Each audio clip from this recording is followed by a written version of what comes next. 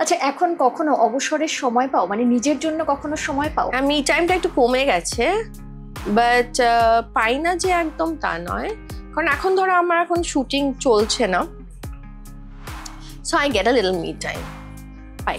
কি করো তখন ফ্রি টাইমে, কি করতে ভালোবাসো?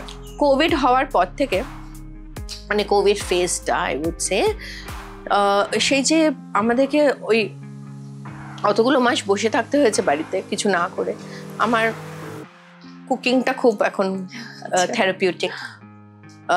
রাঁধতে ভালো লাগে, দেখো না এখন হলুদ লেগে আছে।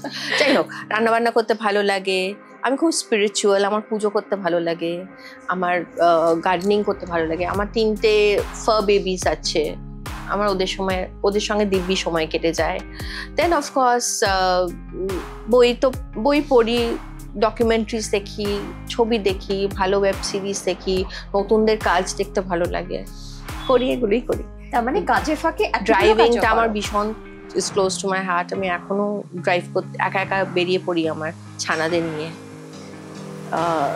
যদি একটু মনটা ভালো লাগছে না, ওদেরকে পেছনে বসালাম গাড়িতে, নিয়ে ওদেরকে ঘুরে এলাম, একটু মনটা ভালো হয়ে গেল, একটু চা খেয়ে এলাম কোথাও দাঁড়িয়ে।